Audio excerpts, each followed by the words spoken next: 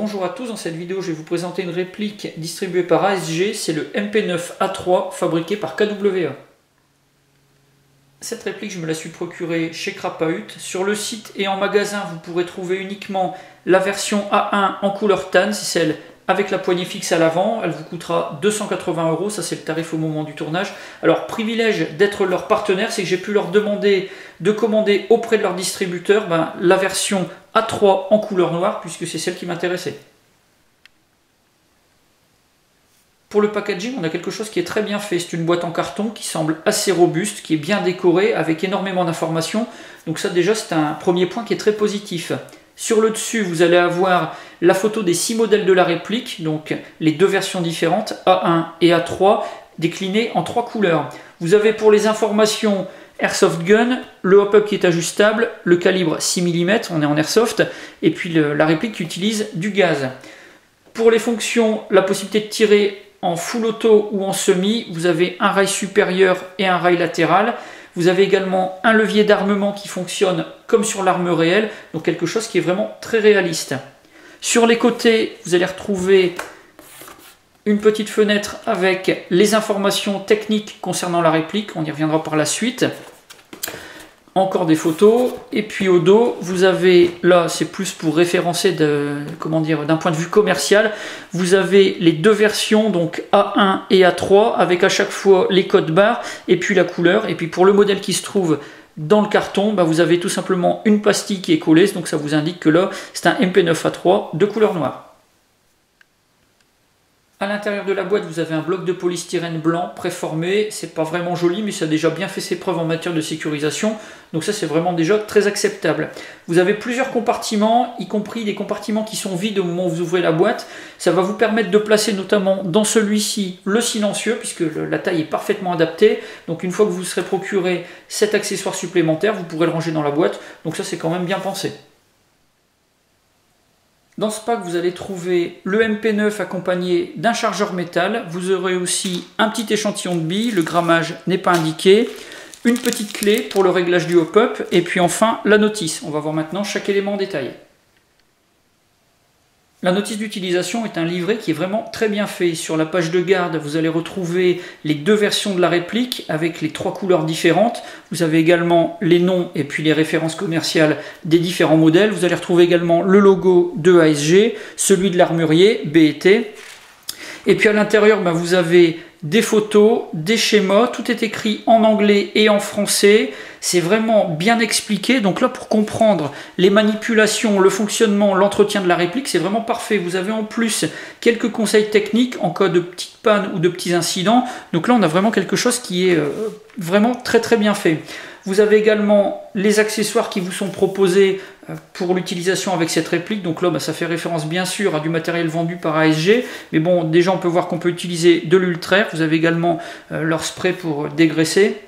Et puis, sur la dernière page, vous avez le détail de la licence, puisque cette version précise de la réplique a été fabriquée sous licence de BET l'armurier. Donc, vous aurez tous les marquages officiels de l'arme sur la réplique que vous avez entre les mains. La réplique est fabriquée en métal et en nylon. Vous avez du métal pour les rails d'interface, également pour le canon externe et puis pour toute la partie interne, la culasse et les autres pièces. Pour le poids, on a 1200 grammes, 1745 avec un chargeur vide. La longueur, 305 mm, 527 une fois que votre crosse va être dépliée. Les deux rails d'interface sont de longueurs différentes. Le rail latéral mesure 70 mm et le rail inférieur 80. Pour la vitesse des billes, 328 fps précisé sur la boîte. Dans la réalité, on va être plutôt à 380, 390. Donc ça, on a quand même une très très large différence entre ce qui est indiqué et ce qui est réel. Pour avoir une vitesse des billes qui va baisser, il va vous falloir investir dans une Low Power Bolt Assembly, donc une culasse de rechange. Elle est fabriquée par KWA, ça va vous coûter une soixantaine d'euros environ, parfois un petit peu moins sur certains sites, et ça va baisser la vitesse des billes de 60 fps. Donc là, c'est pas négligeable, et là, on va retomber sur des vitesses qui sont précisées en fait sur la boîte. La réplique étant fabriquée sous licence de l'armurier BET, tous les marquages vont être placés aux bons endroits et vont être vraiment conformes au modèle original. Donc vous avez sur le côté gauche de la réplique le type de l'arme, MP9R, également ceux de l'armurier, B&T. Et sur le côté droit, on retrouve encore le logo du fabricant. Sur la culasse, l'indication du calibre d'origine, 9 mm sur 19, également un numéro de série. Sous la fenêtre d'éjection, là, des marquages propres à la réplique en elle-même, le logo de chez ASG, le petit F qui est fait pour le marché allemand, l'indication du calibre, du 6 mm et le type de munition des billes. Ici, Swiss Made, là ça ne veut pas dire que la réplique est fabriquée en Suisse, puisque la réplique, elle, est fabriquée à Taïwan. Par contre, c'est le modèle original, l'arme donc, de chez B&T qui est fabriquée en Suisse. Donc automatiquement, ils ont mis un petit marquage qui est conforme à la réalité. Ici, quand vous allez sortir la réplique de sa boîte, vous aurez un petit autocollant qui sera marqué Made in Taiwan. Les organes de visée sont vraiment très sommaires. Vous avez un œilleton à l'arrière et un guidon à l'avant. Donc c'est quelque chose qui n'est pas réglable, que ce soit en hausse et en dérive. En plus, ils sont vraiment très bas. Donc si vous êtes équipé d'un masque facial, vous risquez d'avoir des petites difficultés pour pouvoir prendre votre visée au départ. Néanmoins, ils sont quand même relativement précis, relativement bien configurés à la base. Donc vous allez pouvoir déjà faire vos premiers cartons assez facilement.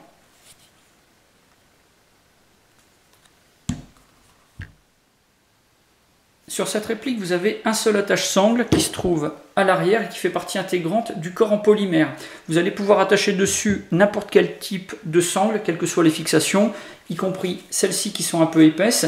Seulement le problème, c'est que vous risquez d'avoir quelque chose qui sera peu mobile et donc vous aurez des tensions et puis des torsions qui seront assez extrêmes sur l'attache-sangle, ça risque de le casser. C'est quelque chose qui est arrivé à plusieurs airsofters qui avaient cette réplique. Donc ça, c'est quelque chose qui est à prendre en compte. Moi, pour éviter ce genre de problème, j'ai tout simplement pensé à utiliser de la paracorde. Donc j'ai fait une petite boucle avec au bout un nœud, ici un nœud de couronne, quelque chose qui est assez élaboré quand même. Mais bon, vous pouvez utiliser n'importe quel type de nœud pourvu qu'il soit un peu épais. Et donc la solution, c'est de passer donc, cette boucle en paracorde dans l'attache-sangle du MP9 pour pouvoir après fixer directement dessus la sangle avec le système de fixation. Là du coup on a quelque chose qui est très flexible et ça évite de trop endommager l'attache-sangle. Les chargeurs sont fabriqués en métal, le poids 545 grammes, aucune pièce en plastique apparente sur l'extérieur, donc déjà gage de solidité. Pour l'alimentation en gaz classique pour des chargeurs à gaz, vous avez une valve qui se trouve au talon.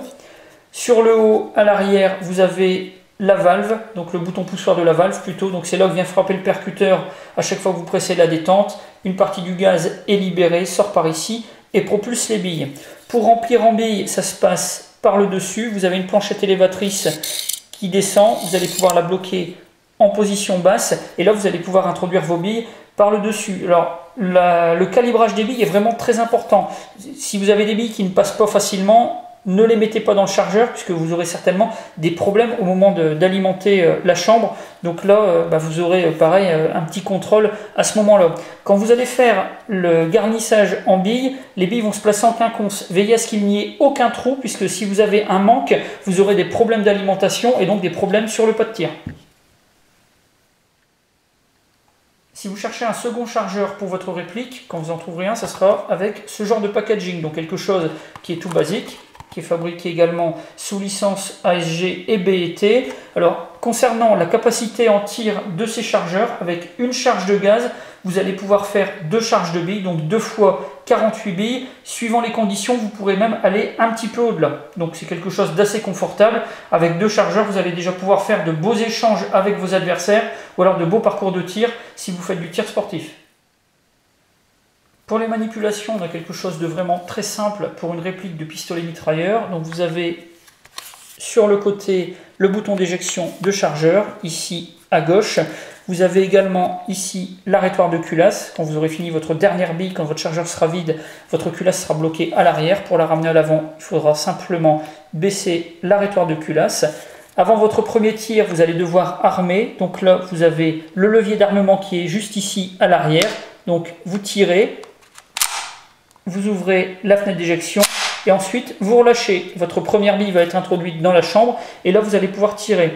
Attention au levier d'armement, c'est une pièce qui est en ABS, qui est relativement fragile et réputée pour casser assez facilement. Donc si vous jouez les bourrins avec le levier d'armement, ça va être directement retour en atelier pour remplacer la pièce. C'est assez long à se la procurer, pas excessivement cher, mais vous allez devoir vous passer de votre réplique pendant un certain moment. Donc là-dessus, soyez assez prudent.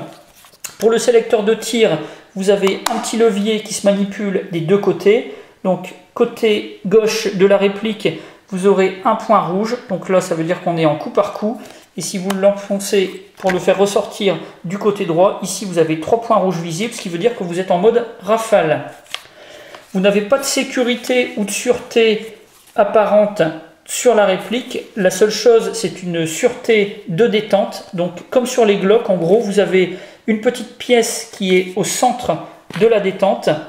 Et si cette pièce que vous voyez mobile juste ici n'est pas enfoncée, vous ne pourrez pas manipuler la détente complètement et vous ne pourrez pas provoquer un départ de coup. Donc même en pressant fortement, vous allez simplement faire reculer légèrement la détente, mais pas suffisamment pour provoquer un départ de coup. Donc il faut que la pédale du milieu soit enfoncée et ensuite là, la détente va être libérée et vous allez pouvoir tirer.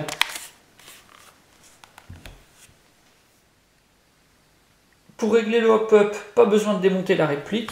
Vous ouvrez la culasse, vous la bloquez en position arrière et là vous avez accès à l'intérieur de la fenêtre d'éjection à une petite bague qui se trouve à l'entrée du canon. C'est une petite couronne qui est dentée, donc vous avez une petite clé qui est fournie, qui est également équipée d'une couronne dentée. Vous l'insérez dans la fenêtre d'éjection, vous venez la prendre sur la couronne de réglage du hop-up et là vous remontez ou vous redescendez pour affiner votre réglage. Sur cette réplique, vous avez la possibilité d'installer à l'avant une poignée tactique. Néanmoins, il faut faire un petit peu attention, toutes ne sont pas compatibles à 100%. Alors, avec le rail d'interface, pas de problème d'incompatibilité, on peut installer n'importe quel type de poignée. Le petit souci vient plutôt de l'espace qu'il y a entre la crosse et le rail d'interface. Si vous avez une poignée avec une prise un petit peu trop épaisse, là vous ne pourrez plus verrouiller votre crosse. Sur la réplique, vous allez pouvoir installer un silencieux. Vous en avez un qui est distribué par ASG, qui est fabriqué à Taïwan sous licence de chez ASG et puis également de BET. Donc encore une fois, un produit officiel. Pour le packaging, comme vous le voyez, très simple.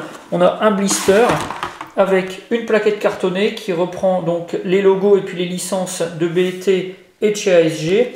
Et puis au dos, vous avez la photo des deux modèles de réplique avec la désignation des 3 couleurs pour chacune des versions. Et puis également un petit mode d'emploi pour vous expliquer comment installer sur la réplique le silencieux.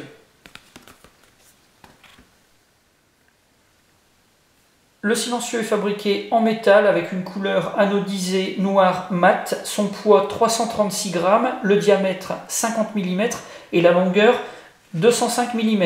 On a quelque chose qui est vraiment conforme au modèle original, si ce n'est sur les marquages. Ici, vous avez la mention calibre 6 mm. Et puis là, ceux de chez ASG, donc, qui a rajouté donc, cette inscription au talon donc, du silencieux.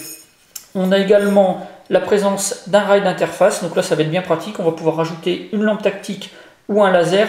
Une poignée tactique, à mon avis, ça pourrait être peu judicieux comme choix pour l'installation, puisque là on est sur le silencieux, ça serait déjà trop à l'avant, et puis du point de vue de la stabilité, ça risque de ne pas être vraiment optimum. Alors pour l'installation, quelque chose de vraiment particulier, c'est vraiment prévu pour être installé uniquement sur la réplique de MP9. On va voir ça tout de suite. L'installation du silencieux sur la réplique de MP9 est assez simple et ne nécessite pas d'outils particuliers. Donc vous avez le canon qui a une bouche avec une forme assez spéciale. Comme vous le voyez, vous avez une couronne avec des encoches. Et de la même manière, sur le silencieux, vous avez un système d'accrochage qui est adapté. Donc là, tout simplement, vous avez ici un petit verrou. Donc vous le tirez vers le bas. Vous dévissez la partie principale du silencieux. Donc vous voyez, vous avez ici un pas de vis. Vous avez également une couronne crantée qui vient se prendre avec le verrou. Et donc ensuite, vous placez le silencieux sur le canon, vous alignez, vous faites passer l'écran. Ensuite, il suffit simplement d'aligner les deux rails d'interface pour avoir la bonne position pour le silencieux. Et puis après, il va falloir verrouiller la partie avant. Donc là, on tire le verrou, on resserre la partie principale du silencieux. Et là, c'est installé, c'est verrouillé, ça ne bouge plus. Petite information complémentaire concernant ce silencieux, là on a quelque chose qui est vraiment purement esthétique. Vous n'aurez pas d'effet sur la précision ou les FPS puisqu'il n'est pas équipé de canon interne. Le seul changement notable, ça va être celui de l'esthétique, puisque là on a quelque chose qui change radicalement le profil de la réplique. Et puis également un petit peu sur le bruit. Là vous aurez un bruit qui va être légèrement amplifié et un peu assourdi. Donc on aura quelque chose d'un peu plus réaliste, sans ressembler au bruit que produit une arme équipée d'un silencieux. Ça va être quand même un petit peu plus réel que le bruit que fait la réplique à l'origine sans le silencieux. Attention avec cette réplique, si vous utilisez des billes cheap, mal calibrées, vous risquez d'avoir des bourrages canon ou alors des misfeeds. Si en plus vous avez monté le silencieux dessus, lorsque vous allez tirer, vous risquez d'avoir ce genre d'incident.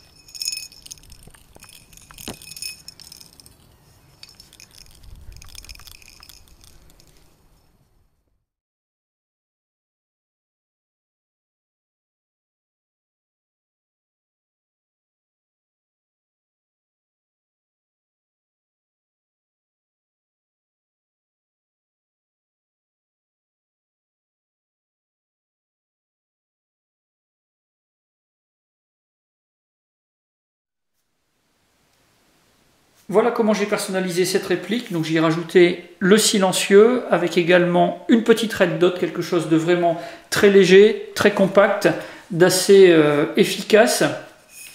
Sur l'arrière, le petit morceau de paracorde qui me permet de pouvoir attacher donc la sangle.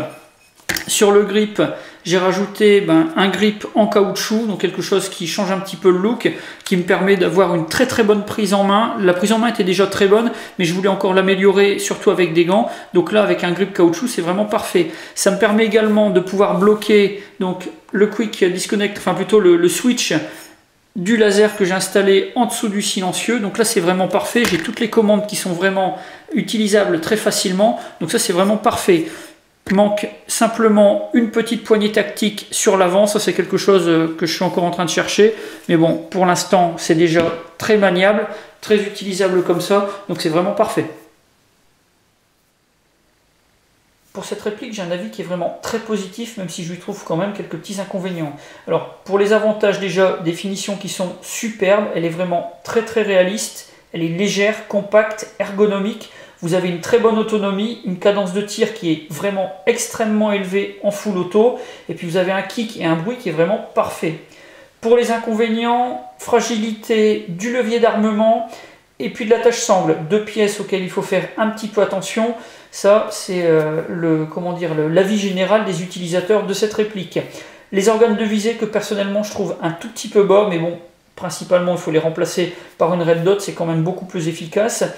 Vous avez une réplique qui est trop puissante à la base. On vous la vend comme une réplique allant à 328, enfin avec une vitesse de 328 fps, alors qu'en réalité on est un peu en dessous des 400. Donc là je trouve que c'est quand même un petit peu dommage. Au moins de l'information au moment de l'achat, c'est quand même le minimum qu'on demande. Et puis enfin, les petites incompatibilités pour les poignées tactiques, là il va falloir faire son choix et puis faire pas mal d'essais. Voilà pour la présentation de cette réplique. Si vous avez des questions, comme d'habitude, la partie commentaires ou la boîte de réception, et puis je vous mets également dans la description les liens pour aller visiter le site Crapahut ou consulter la fiche descriptive d'une des autres versions de cette réplique. J'en ai maintenant terminé et je vous dis à bientôt pour d'autres vidéos.